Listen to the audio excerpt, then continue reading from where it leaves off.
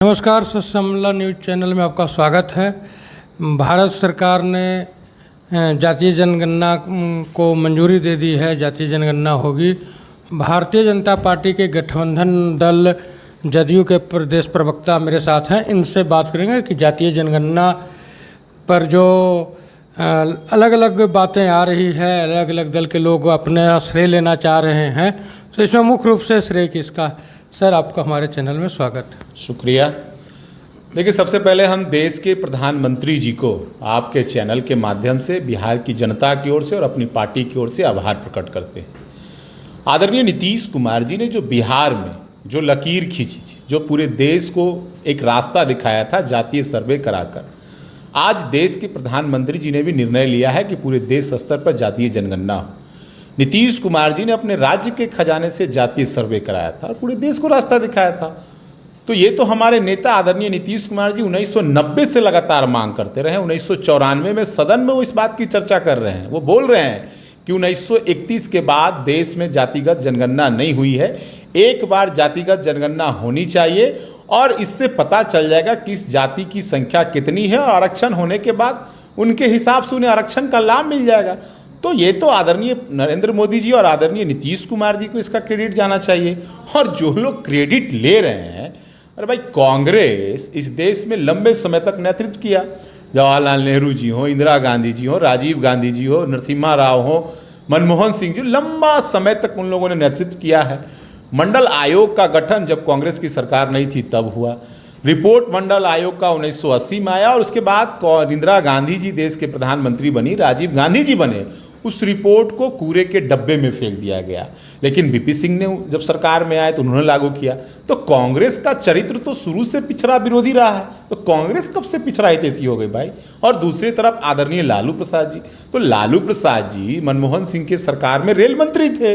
अगर इन्हें जातिगत जनगणना में सचमुच विश्वास था, ये चाहते थे, तो उस समय ये जातिगत जनगणना करवा लेते। अगर कांग्रेस नहीं कर रही थी तो इस्तीफा दे देते रेल मंत्री से। ये दबाव आज जो ये कह रहे हैं कि हम दबाव बना रहे हैं, और भाई जिस समय आप सरकार में थे, जिस समय आपको दबाव बनाना चाहिए था, तो उस समय तो आप नौकरी के बदले जमीन ले रहे थे। तो अब काहे का दबाव बना रहे हैं भाई?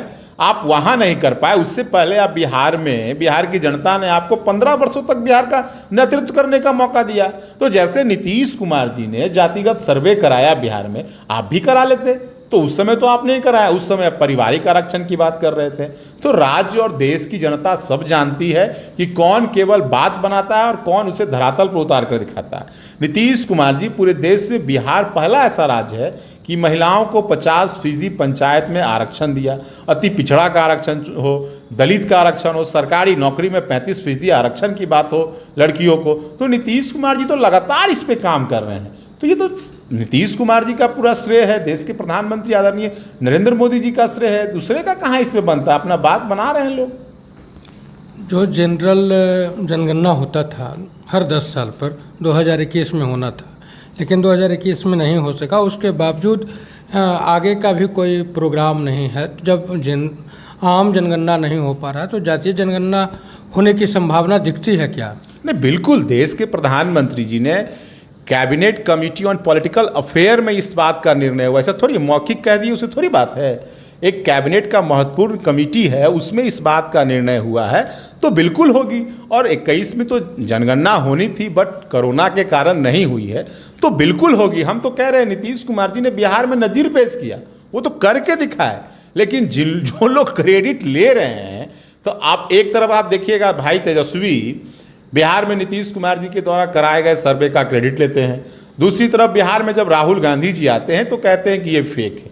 अरे भाई, जब तेजस्वी जी उसका क्रेडिट ले रहे हैं तो आप फेक कर रहे हैं। तो या तो राहुल गांधी जी होशियार हैं या तेजस्वी जी बेवकूफ़ हैं, या तेजस्वी जी होशियार हैं या राहुल गांधी बेवकूफ़ हैं। कोई तो एक, दोनों में से कोई चीज़ होंगे। तो नीतीश कुमार जी जो कहते हैं उसे करके दिखाते हैं, और देश के प्रधानमंत्री जी पे भी देश की जनता को विश्वास है, निश्चित ही सब कुछ होगा। आगे आगे देखिए होता है क्या, इसलिए घबराने की बात नहीं है। एक आखिरी सवाल है। चुनाव का मौसम शुरू हो गया है लगभग। इसी मौसम के दरमियान भारत के एक पूर्व केंद्रीय मंत्री नागमणि कुशवाहा ने एक नए गठबंधन का बीजारोपण किया है।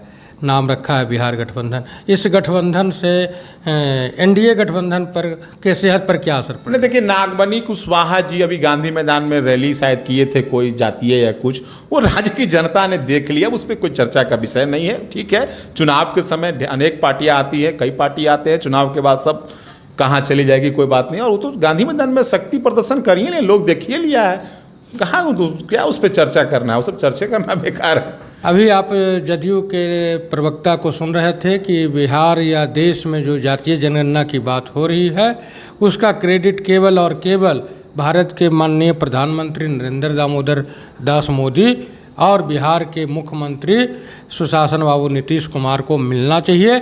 बाकी सभी लोग केवल उछल कूद मचा रहे हैं, उनका इसका कोई क्रेडिट नहीं। और अगर कांग्रेस क्रेडिट लेने के होड़ में है तो इतने सालों में कभी जातीय जनगणना क्यों नहीं कराई? देखते रहें सस्य श्यामला न्यूज़।